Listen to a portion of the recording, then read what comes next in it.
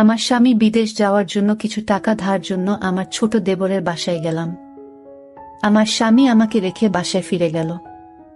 রাতে খাওয়া দাওয়া সেরে আমার দেবরকে টাকার কথা বললাম। আমার দেবর বলল, টাকা দিতে পারি, তবে একটা শর্ত আছে। বন্ধুরা, আমার স্বামী বিদেশ যাবার চেষ্টা করছে। ইদানিং মিস্ত্রি কাজ করে সংসারের ভরণ পোষণ চলে না। প্রতি মাসে কিছু পরিমাণ টাকা খরচ হয়ে যায়। বিগত 3 বছরে প্রায় 40,000 টাকা খরচ হয়ে গেছে। দিন দিন টাকার পরিমাণ বেড়েই চলেছে।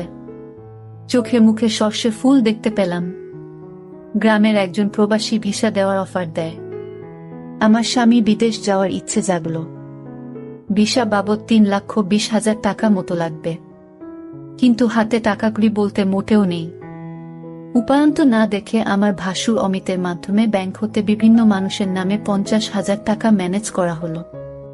বাকি টাকার কোনো ব্যবস্থা কিভাবে করি, পথ পাচ্ছিলাম না। একদিন আমরা বসে আলোচনা করলাম যে শহরে আমার স্বামীর 2 জন মামাত ভাই থাকে, তাদের বাসায় গেলে কোনো সাহায্য পাওয়া যায় কিনা দেখা যেতে পারে। যেই ভাবা সেই কাজ। আমরা দিনক্ষণ ঠিক করে প্রথমে আমার দেবরের বাসায় গিয়ে উঠলাম। দেবর অবিবাহিত, সরকারি ভালো চাকরি করে ভালো মাইনে পায়। তাছাড়া ভালো আউট ইনকাম তার, সেজন্য কোনো অভাব নেই বললে চলে। সামনে বিয়ে করার প্ল্যান আছে বিধায় বিরাট আকারের একটি বাসা নিয়ে থাকে। আমরা বিকেলে দেবের বাসায় গিয়ে পৌঁছালাম। আমাদেরকে দেখে সে আশ্চর্য হয়ে গেল। সে বলল, আপনারা কোথায় হতে এলেন, কিভাবে এলেন, কি উদ্দেশ্যে এলেন? একসাথে অনেক প্রশ্ন করে আমাদেরকে বাসায় অভ্যর্থনা জানান। আমরা বাসায় ঢুকলাম, হাত মুখ ধুয়ে ফ্রেশ হলাম। দেবর বাড়ির সবার কথা জানতে চাইল, তাদের ও আমাদের বাড়ির সবার কথা তাকে জানালাম। আমরা যাওয়ার কিছুক্ষণের মধ্যে কাজের বুয়ার সাথে আমাদের সকলের জন্য রাতের খাবার তৈরির তাকে আদেশ দিয়ে দিল। আমাদের উদ্দেশ্যের কথা এখনই বললাম না, রাতে খাওয়া দাওয়া সেরে বলবো, প্ল্যান আছে। সন্ধ্যের সামান্য পরে আমার স্বামী বলল, আমি একটু আমার আরেক ভাইয়ের বাসা থেকে ঘুরে আসি, তারপর রাতে একসাথে খাওয়া দাওয়া করে কথা বলবো। দেবর বলল, রাতে ঠিক চলে আসবেন তো ভাইয়া? আমার স্বামী বলল, হ্যাঁ। তাহলে জানা শোনেন, যদি রাতে আপনি না আসেন আমি কিন্তু ভাবিকে আস্ত রাখবো না বলে দিলাম। এই বলাতে আমরা 3 জনেই অট্টহাসিতে ভেঙে পড়লাম। আমার স্বামী চলে গেল। আমি আমার শিশু বাচ্চাকে খাওয়ালাম এবং তাকে ঘুম পাড়িয়ে দিলাম। আমরা দেবর ভাবি সোফায় বসে টিভি দেখছিলাম আর রাজ্যের নানা কথাতেই মশগুল হয়ে গেলাম। কথার ফাঁকে আমাদের উদ্দেশ্যের কথা বললাম। তোমার ভাই বিদেশ যেতে চায়, কিন্তু টাকার খুব অভাব। মোটামুটি টাকা জোগাড় করেছি, আরো 1 লাখ টাকা দরকার, তুমি দিতে পারবে ভাই? আমি কথাটা উপস্থাপন করলাম। দেবর বলল, এত টাকা আমি একসাথে এখনো দেখিনি বলে দুষ্টুমির ছলে সোফায় কাত হয়ে পড়ে গেল। অভিনয় করার দরকার নাই বলে আমি তাকে টেনে তুললাম। এরপর আমরা রাতের খাবার খেয়ে নিলাম। আমার স্বামী সেদিন রাতে বাসায় আসলো না। তার জন্য অপেক্ষা করে রাতে আমরা শুয়ে রইলাম।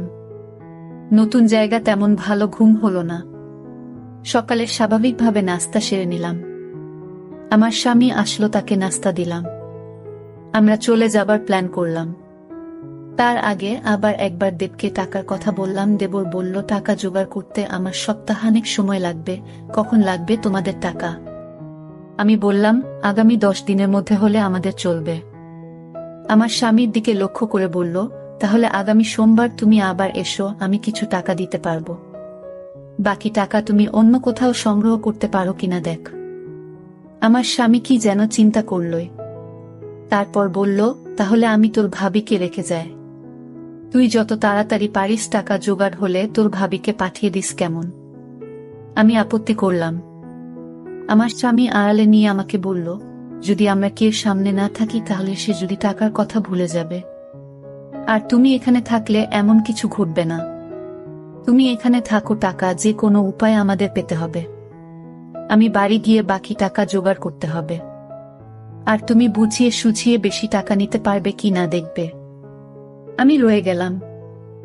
আমার স্বামী চলে গেল। আমার স্বামীকে গাড়িতে তুলে দিয়ে 1 ঘন্টার মধ্যে দেবর ফিরে আসলেও দিনে কোনো প্রকার দুষ্টুমি করেনি। রাত হলো, সে রাতের কথা। কিছুক্ষণ পর বলছি, রাত প্রায় 9টা বাজলো। আমরা রাতের খাওয়া দাওয়া সেরে নিলাম। এবার ঘুমানোর পালা। আমি আমার শিশু সন্তানকে পাত্রে দুধ খাওয়ায় ঘুম পাড়িয়ে নিলাম। আমি বিছানায় গিয়ে শুনলাম দেবর টিভি অন করে সোফায় আরাম করে বসল। বসে আমায় ডাকল, ভাবি সোফায় আসো। আমি কোনো জবাব না দিয়ে বিছানায় শুয়ে রইলাম। একবার আমাকে ডেকে সাড়া না পাওয়ায় সোফা হতে উঠে আসলো এবং আমাকে ভাবি বলে ডাকতে লাগল। আমি সাড়া না দিয়ে পারলাম না। বললাম, অনেক রাত হয়েছে, ঘুমিয়ে পড়ো। এরপর সে বিছানায় গিয়ে শুয়ে পড়ল। কতক্ষণ ঘুমালাম জানি না, আমার ঘুম ভেঙে গেল। আমার ঘুম ভাঙলে আমি তাকে বুঝতে দিলাম না। বুঝতে পারলাম ঘুমের মধ্যে কি ঘটনা ঘটে গেছে। ভাবলাম আর থাকবো না, চলে যাব। তাই সকালে নাস্তা খেয়ে রেডি হলাম। তখনই মনে হলো এভাবে চলে গেলে স্বামীর টাকা জোগাড় হবে কিভাবে। নানান কথা ভাবতে ভাবতে সকাল 9টায় আমাকে একটা মোবাইল ফোন দিয়ে দেবর বলল অফিস হতে আমি যোগাযোগ করতে পারি, তাই এটা দিলাম। এই বলে সে অফিসে চলে গেল। আমি একা তার পথ চেয়ে বসে রইলাম। অফিসে চলে যাওয়ার পর আমি সম্পূর্ণ একা বসে বসে টিভি দেখছিলাম। দরজায় কড়া নাড়ল। দরজার পাশে গিয়ে জিজ্ঞেস করলাম কে। বাহির হতে জবাব এলো, আমি কাজের বুয়া খুলে দিলাম।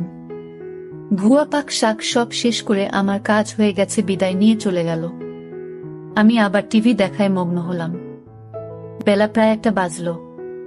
আমি স্নান করার জন্য প্রস্তুতি নিলাম। এমন সময় মোবাইল বেজে উঠল। দৌড়ে গিয়ে রিসিভ করলাম। ওপার হতে আমার দেবর বলতে লাগলো, ভাবি আমি একজন লোকের হাতে 10,000 টাকা পাঠাচ্ছি। লোকটা আমার খুব আপন, একটু ভালো করে মেহমানদারি করবেন। চা নাস্তা যা চায় তা দেবেন, কোনো কার্পণ্য করবেন না, বুঝলেন? টাকাগুলো আপনার জন্য। আমি ঠিক আছে বলে ফোন রেখে দিলাম।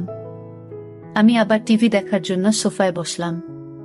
টিভিতে একটা ইংলিশ সিনেমা চলছে। এমন সময় দরজায় কড়া নাড়ার শব্দ হলো। দরজা খুলে দিলাম। এ কি দেখছি! সম্পূর্ণ এক নিগ্রো মানুষ, প্রায় 6 ফুট লম্বা। হাতের আঙুলগুলো যেন আমাদের বাঙালিদের হাতের বাহুর মতো, যেমন লম্বা তেমনি মোটা।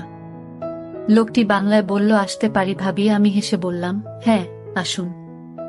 লোকটি সরাসরি সোফায় গিয়ে বসল। তাড়াতাড়ি চা নাস্তা তৈরি করে তাকে পরিবেশন করলাম। সে 10,000 টাকা আমার হাতে গুজে দিল। আমার খাতিরদারি তার নাকি বেশ ভালো লেগেছে। বিদায়ের সময় আমার কান্না এসে গেল। সে আমাকে বলল, কেঁদো না। যদি সম্ভব হয় আমি আবার একবার আসবে। তার চলে যাওয়ার পথে এক দৃষ্টিতে তাকিয়ে রইলাম। ভাবলাম সে যদি আমাকে সাথে নিয়ে নিত। বিকাল বেলায় আমার দেবর অফিস হতে ফিরে এসে লোকটির কথা জানতে চাইল, টাকা দিয়েছে কিনা। বললাম হ্যাঁ দিয়েছে। আমার দেবর আশ্চর্য হয়ে আবার জানতে চাইল, তাহলে দিয়েছে? আমি বললাম হ্যাঁ দিয়েছে, তো এতে আশ্চর্য হওয়ার কি আছে? আমার দেবর হেসে উঠে বলল, এমনি দেওয়ার কথা ছিল না। আমি কোনো কথা না বলে চুপ হয়ে রইলাম। আমার নীরবতা এসে যা বোঝার বুঝে গেল।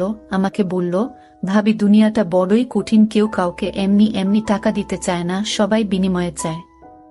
সে আমাকে ধারে টাকা দিয়েছে, যথাসময়ে এগুলো ফেরত দিতে হবে। আমি তোমাদের টাকা প্রয়োজনের কথা এবং তোমার উপস্থিতির কথা সব জানিয়েছিলাম। তুমি যদি দাদাকে যদি কিছু না বলো, তাহলে 1 থেকে 2 লাখ টাকা জোগাড় করে দেওয়া যাবে। শুধু দাদাকে বলবে সব টাকা আমি দিয়েছি। এতে টাকাও জোগাড় হয়ে যাচ্ছে।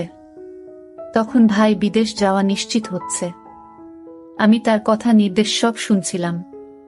উপদেশ শেষ করে আবার সম্মতি জানতে চাইলে আমি কোনো উত্তর না দিয়ে নীরব রইলাম। আমার চোখে ভেসে উঠতে লাগলো। আজকের লোকটির কথা কি নাম কে জানে, জিজ্ঞেস করা সম্ভব হয়নি। খ্রিস্টান না মুসলমান তাও জানা যায়নি। তবে হিন্দু নয় যে, সে ব্যাপারে নিশ্চিত। আমার দেবর আমার সম্মতি আবার স্পষ্ট করে জানতে চাইল। বললাম, আমি কি বলবো, তুমি যা ভালো মনে করে তাই করতে পারে। আমার সম্মতির লক্ষণ দেখে বলল, রাতে একজন মেহমানকে দাওয়াত করেছি। কিছুক্ষণ পর কাজের বুয়া আসলো। সে বিকেলে চা নাস্তা তৈরি করার পাশাপাশি রাতের রান্নাবান্না শেষ করে চলে গেল। কে আসছে, কেমন হবে, লোকটি মনের ভেতর একটা চঞ্চলতা কাজ করতে লাগলো।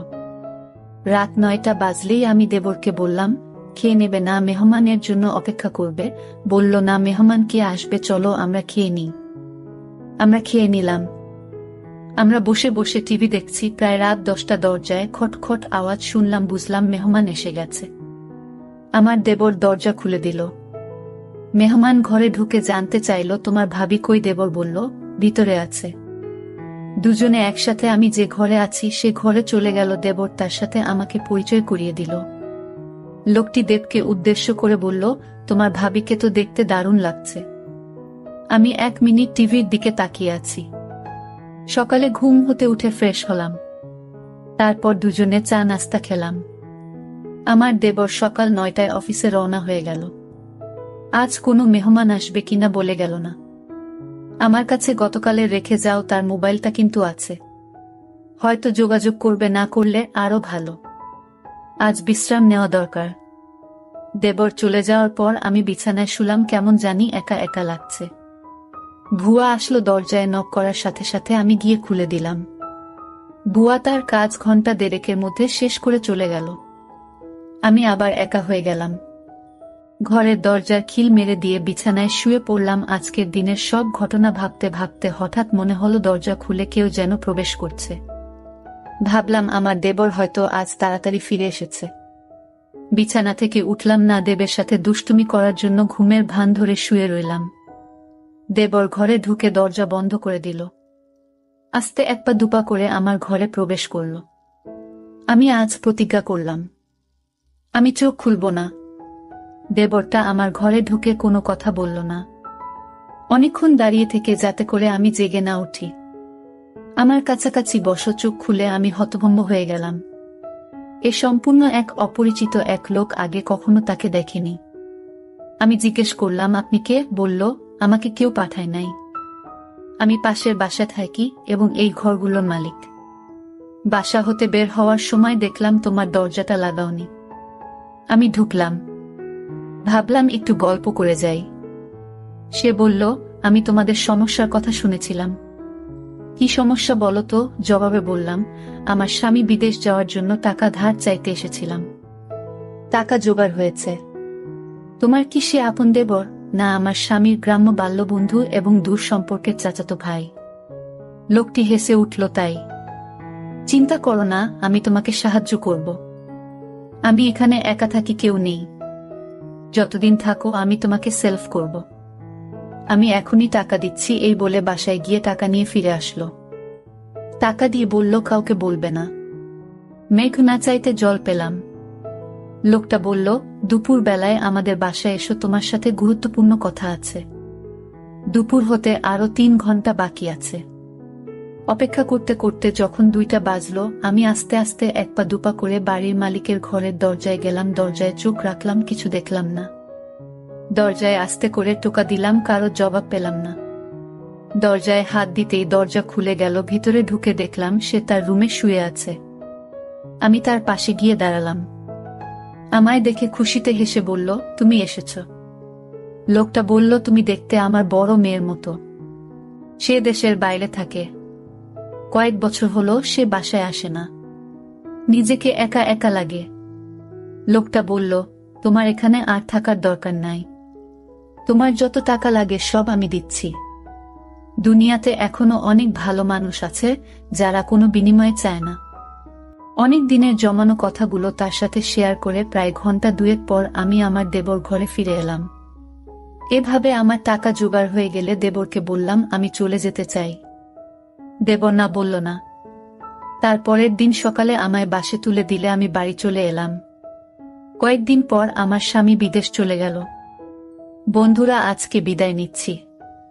গল্প ভালো লাগলে একটা লাইক দিয়ে বন্ধুদের সাথে শেয়ার করে দাও। আর এই চ্যানেলটি নতুন দর্শক হয়ে থাকলে চ্যানেলটি সাবস্ক্রাইব করে নিতে ভুলবে না নতুন নতুন গল্প পেতে। দেখা হবে আগামীকালের নতুন ভিডিওতে।